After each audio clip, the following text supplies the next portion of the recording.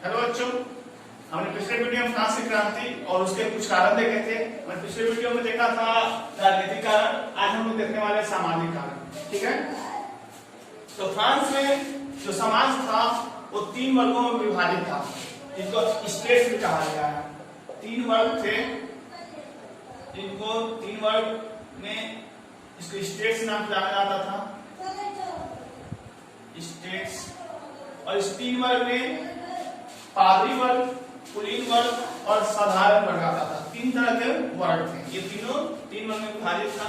ठीक है, पादरी वर्ग वे वर्ग थे जो ऊंचे पद पर थे और जो राजा के करेक्ट आराम करते थे। दूसरा था आपका कुलीन वर्ग जो शासन संबंधित था, और साधारण वर्ग था वो आम जनता थी। ठीक है, आते हम देखते हैं पहले पादरी वर्ग के बारे में।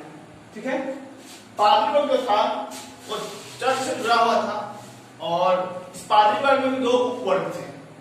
एक था बड़े पादरी और दूसरा था आपका साधारण पादरी। 2 तरह के पादरी वर्ग थे। ठीक है, इस पादरी वर्ग में जो बड़े पादरी थे इनकी संख्या काफी कम थी। ठीक है, संख्या तो कम थी, बट फ्रांस के अधिकांश भूमि पर इन्हीं का कब्जा था। यानी कहने का मतलब जो अधिकांश भूमि था फ्रांस का वो यहाँ पर इनका कब्जा था, ये उन पर रहते थे और अपने जमीन जायदाद और रहते थे। उसके बाद जो है मठ था, उनकी जो संपत्ति थी उन पर भी इनका नियंत्रण था। उसके बाद है ये जो है काफी आरामों की जिंदगी थे, सानो शौकों की जिंदगी से भोग विलास में रहते थे। ये राजा के चाटुकार हुआ करते थे। चाटुकार करने का मतलब होता है कि राजा का चमचागिरी करना, यानी राजा की हर बातों में हाँ मिलाया करते थे। इसीलिए इनका जीवन भोग विलास का था और हमेशा शानो शौकत में जिंदगी जीते थे। ठीक है, इनको टैक्स भी नहीं देना पड़ता था, राजा को इनको किसी भी प्रकार का टैक्स नहीं देना पड़ता था, और ये टैक्स भी नहीं भरते थे और उल्टा किसानों से टैक्स वसूला करते थे। उस टैक्स का नाम था टाइल। टाइल नाम का टैक्स था जो किसानों से धार्मिक कर के रूप में वसूला जाता था। ठीक है, ये थे हमारे बड़े पादरी जो काफी जनता के विरोधी थे, जनता के बारे में सोचते थे, अपने जीवन के बारे में सोचते थे, अपना भोग विलास में मग्न रहते थे। उसके बाद आता है साधारण पादरी। ये पादरी वर्ग की संख्या काफी अधिक थी, बड़े पादरी के मुकाबले इनकी संख्या बहुत ज्यादा अधिक थी, लेकिन अधिकता होने के बावजूद भी इनका जीवन काफी दुखमय था। इनका जीवन जो है काफी कष्टमय था, न तो इनको सम्मान मिलता था और न ही इनको कोई विशेषाधिकार प्राप्त था। कहने का मतलब जो बड़े पादरी के जीवन था, उनके जो विशेषाधिकार थे, उनका जो सम्मान दिया जाता था राजा के द्वारा, वो इनको नहीं प्राप्त था। और इनको ये तो टैक्स नहीं देते थे, ये टैक्स पेड नहीं करते थे सरकार राजा को, लेकिन इनको टैक्स देना पड़ता था। ये जो साधारण पादरी वर्ग थे इनको टैक्स देना पड़ता था, क्योंकि ये राज दरबार से जुड़े हुए नहीं थे और ये राजा के चाटुकार भी नहीं थे, जिसके कारण। आगे बढ़ते हैं, दूसरा वर्ग जो है हमारा कुलीन वर्ग है। ठीक है, इनका स्थान जो है पादरी वर्ग के जस्ट नीचे का स्थान। यानी कहने का मतलब कि पादरी वर्ग के बाद कोई वर्ग था जो राजा दरबार के करीब हुआ करता था, सानसों को जिंदगी जीता था, भोग विलास में मग्न रहता था, वो था आपका कुलीन वर्ग। ठीक है, ये भी पादरी वर्ग के नीचे थे, इसलिए ये भी सुविधा भोग थे। यानी सुविधा का, राज दरबार की सुविधाओं का गलत उपयोग कहिए या अपने इच्छा के लिए उपयोग करते थे वो कहिए, ये भी सुविधा भोगी थे। इन्हें माय लॉर्ड या योर ग्रेस के नाम से जाना जाता था, इनको सम्मान दिया जाता था। लोग इनको माय लॉर्ड या योर ग्रेस नाम सम्मानजनक शब्दों से इनका क्या करते थे, संबोधन करते थे। ठीक है, उसके बाद जिस प्रकार पादरी वर्ग 2 उपवर्गों में विभाजित था, कुलीन वर्ग भी उसी प्रकार से 2 उपवर्ग थे कुलीन वर्ग के। पहला था जनजात कुलीन। वैसे कुलीन जो जनजातीय थे, जैसे जिसके पिताजी पहले से कुलीन है ना, और राजदरबार से जुड़े हुए हैं, वो उसके अगर कोई बेटा पैदा होता है तो उसकी कोई भी संतान पैदा होता है तो भी कुलीन वर्ग यानी कौन सा वर्ग, जनजात कुलीन में आता है। यानी वो भी राज दरबार में जाएगा और वो भी शान शौकत की जिंदगी जिएगा, यानी वो भी क्या हो जाएगा, राज दरबार के सुविधाओं से मिल जाएगा, यानी उसकी सुविधा का भोग करेगा। ठीक है, इन कुलीनों में बड़े कुलीन, जो बड़े कुलीन हुआ करते थे वो राज दरबार से जुड़े हुए थे और राज दरबार की सारी सुविधा का उपभोग करते थे।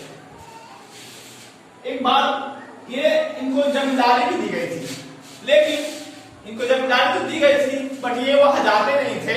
ये अपने यहाँ ये जो है वर्साय, जो राजा के करीब है, जहां राजा रहते थे वहां ये लोग निवास करते थे। यानी कहने का मतलब इनका जो निवास स्थान था वो वर्साय में था, जो राजा के महल के, जो राजा का शीश महल था वर्साय में।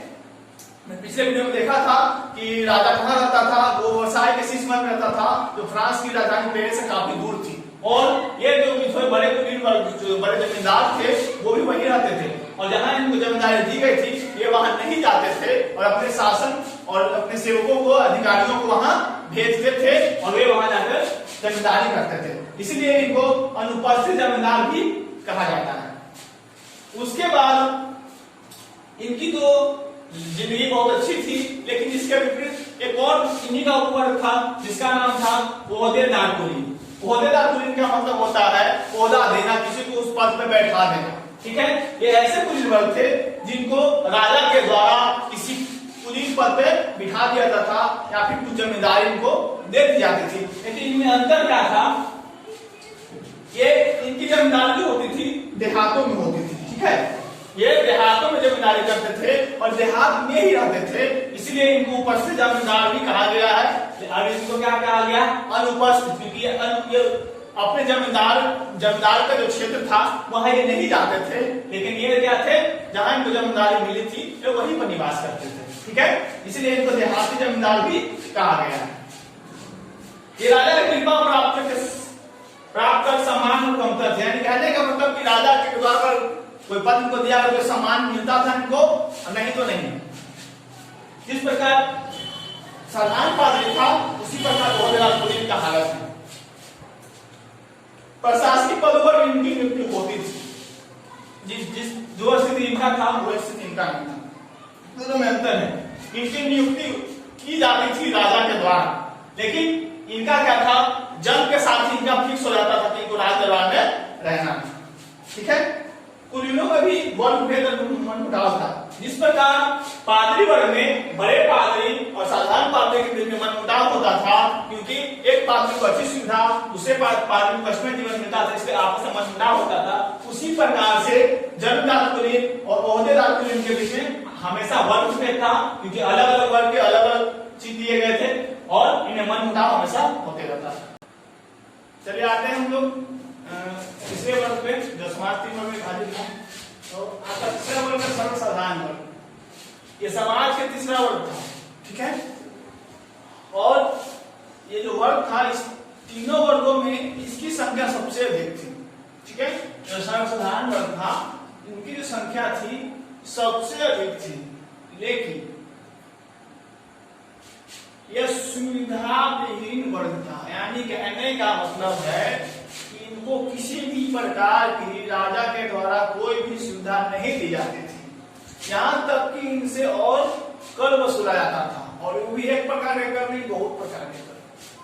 जैसे देखिएगा, करों का सारा तो यहीं पर था और इन्हें बेगानी करनी पड़ती थी। बेगानी कहने का मतलब कि अगर कोई सामान्य या जमींदार या पादरी या कुलीन वर्ग कोई भी अगर किसी व्यक्ति को कुछ भी करने के कह दिया जाए बिना किसी लाभ के, यानी कि बिना किसी आमदनी के, बिना किसी आय के, तो सर्वसाधारण वर्ग को वह काम करना पड़ता था। यानी राजा, उसके अधिकारी, पादरियों, कुलीन वर्ग की क्या करनी पड़ती थी, बेगानी। ठीक है, तीसरी बात, इन्हें सामंत को नियमित कर। कहने का मतलब है कि ये तो रेगुलर टैक्स पे करते ही थे।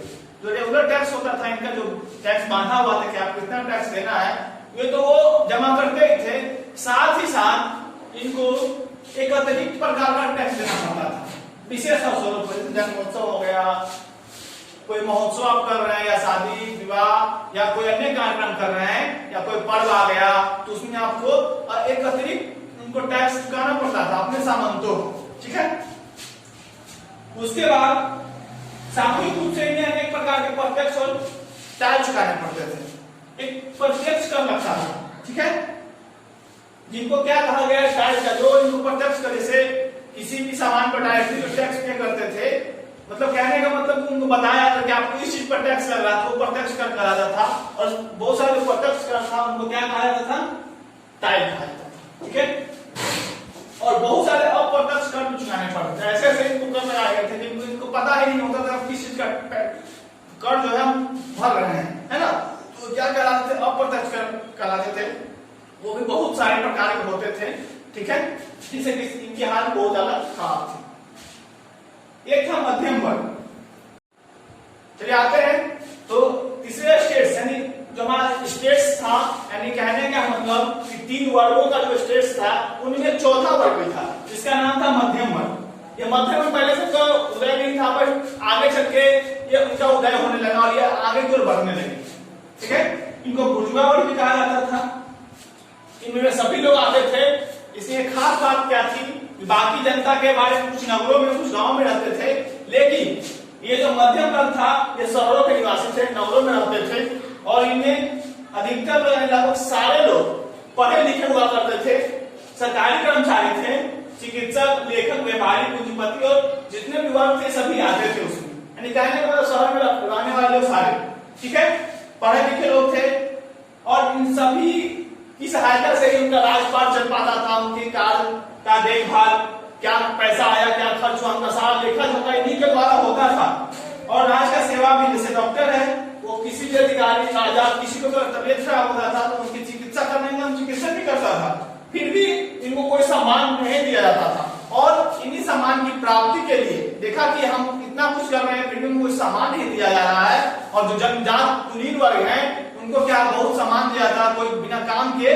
तो उन्होंने जो जन्मजात विशेषाधिकार था, कहने का मतलब जन्म से इनको जो विशेषाधिकार दे दिया जाता था, उसके विरुद्ध आवाज उठाया और समानता की मांग की कि जिस प्रकार उन्हें अगर विशेषाधिकार प्राप्त है तो हमें विशेषाधिकार प्राप्त हो, अगर हमें विशेषाधिकार प्राप्त नहीं है तो उनकी विशेषाधिकार को खत्म किया जाए, ठीक है।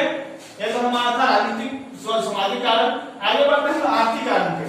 तो अव्यवस्थित अर्थव्यवस्था, उनकी जो अर्थव्यवस्था थी वो ठीक ठाक नहीं थी, ठीक है। तो जो लोग थे, हमने पिछले वीडियो में देखा भी था कि कर प्रणाली भी ठीक नहीं थी, है ना। कर कहीं पर मनमाना कर वसूला जाता था, कहीं पर कुछ कहीं पर कुछ। तो अर्थव्यवस्था में पहली बात हुई आय व्यय का कोई लेखा जोखा नहीं था। और राजकीय कर यानी राजा के दरबार में जो कर प्राप्त होता था और राजा था आय, दोनों में समानता थी। कहने का मतलब कि पूरे राजघराने में यानी पूरे फ्रांस से जो टैक्स वसूला जाता था और जो राजा का इनकम था दोनों को लगभग बराबर था। यानी कहने का मतलब कि सबसे ज्यादा जो धनी व्यक्ति था वो राजा हुआ करता था, ठीक है। और इसका कोई लेखा जोखा किसी के पास नहीं होता था, कितना पैसा आया, कितना पैसा किस पे खर्च हुआ, इसकी कोई जानकारी किसी जनता को प्राप्त नहीं होती थी। उसके बाद और इसका गलत फायदा भी उठाया जाता था। उसके बाद 10 कर व्यवस्था, कर प्रणाली बहुत खराब थी, ठीक है। राजा ने कोई फिक्स कर नहीं लगाया था, उसने कर वसूलने के तो छूट दे दी थी। सामंत अपने अनुसार, जमींदार जो थे, पादरी थे, कुलीन वर्ग थे, ये अपने मनमाना टैक्स वसूलते थे। कहीं पर टैक्स ज्यादा होता था, कहीं पर टैक्स कम होता था, ठीक है। उसके बाद है टैक्स वसूली की प्रणाली। ये टैक्स वसूलने का काम ठेका पर दे दिया जाता था। कहने का मतलब किसी सामंत को या किसी भी आदमी को या किसी कुलीन वर्ग वाले को एक एरिया दे दिया जाता था और उसमें कहा जाता था कि आपको इतना टैक्स वसूल करके लाना है। अब आप जैसे वसूल कीजिए, मार के पीट कर जैसे वसूल करना है वैसे वसूल कीजिए। और जो टैक्स फार्मर है, जो टैक्स जमींदार, जो टैक्स वसूलने वाले को टैक्स फार्मर कहा गया है। और ये अस्त्र के साथ टैक्स वसूल जाते थे, अपने साथ मार धार करने वाली हथियार जैसे चाकू, तलवार, ये सब लेके जाते थे साथ में। और ये जो आक्रमणकारी होते हैं उनसे भी ज्यादा विनाशकारी था। जितना आक्रमणकारी विनाश नहीं करते थे उतना ये टैक्स फार्मर जो थे वो विनाश करते थे उन लोगों का। उसके बाद है विशेष लोगों को छूट दे दिया गया था, जैसे आपका पादरी वर्ग और कुलीन वर्ग था, इनसे कोई टैक्स नहीं वसूला जाता था, ठीक है। और सबसे ज्यादा खर्च यही लोग करते थे, और जो साधारण वर्ग थे उनसे टैक्स वसूला जाता था, और आपका मध्यम वर्ग से टैक्स वसूला जाता था, है ना। तो क्या हुआ कि विशेष लोगों को जो छूट देने लगा और सभी ढंग से खजाना में टैक्स नहीं जमा किया जाने के कारण क्या होने लगा, फ्रांस दिवालिया हो गया, और ये स्थिति आ गई कि खर्चा ज्यादा हो गया और आमदनी कम हो गया। कहने का मतलब यही वाला बात हो गया कि आमदनी 98 और खर्चा रुपया वाला बात यहाँ पर साबित हो जाती थी। चलिए तो देखते हैं हम लोग नेक्स्ट टॉपिक। चौथा है हमारा व्यापारिक और व्यावसायिक अवरोध। व्यापार था, व्यवसाय था, दोनों में अवरोध आने लगा। अव्यवस्थित व्यवस्था के कारण जब व्यवस्था अव्यवस्थित थी, व्यवस्थित नहीं थी, टैक्स का कोई फिक्स नहीं था, है ना, उसके कारण व्यवसाय और वाणिज्य दोनों का क्या हो, विकास ठप पड़ गया, दोनों का विकास अवरोध हो गया, दोनों रुक गया, दोनों की स्थिति दयनीय होती चली गई। ठीक है, और ये जो थे व्यवसाय और वाणिज्य, इन्हें प्रत्येक प्रांत, जिला, शहर और स्थान यानी हर एक जगह पर अलग अलग प्रकार के टैक्स देने पड़ते थे, है ना। इसके कारण इनको काफी हानि, नुकसान और काफी ज्यादा इनका कॉस्ट बढ़ जाता था, मूल्य सामान का मूल्य तो काफी बढ़ जाता था और महंगाई बढ़ने लगी थी। ठीक है, और लोग खरीदते नहीं थे, इसलिए इनकी स्थिति काफी दयनीय होती चली गई। गिल्ड जो व्यापारिक संगठन था, है ना, तो ये व्यापारिक संगठन था गिल्ड, ये भी राजा के ही समर्थन में काम करता था, है ना, और ये क्या हो गया, अबाध रूप से रोड़ा अटकाने लगे थे, यानी जो व्यापारी व्यापार करते थे उनमें मतलब अगर वो कंप्लेन करते थे कि हमको इतना टैक्स नहीं भर पाएंगे, तो ये भी क्या करते थे, इनका सहयोग न कर करके ये राजा का समर्थन करते थे और टैक्स जबरदस्ती इनसे वसूला करते थे, है ना। उसके बाद है, और इसका बुरा असर फ्रांस की अर्थव्यवस्था पर पड़ा और फ्रांस की क्रांति का एक कारण बन गया। उसके बाद आते हैं बेकारी की समस्या। बेकारी की समस्या में बहुत बड़ी भूमिका रही है इसकी फ्रांसीसी क्रांति में।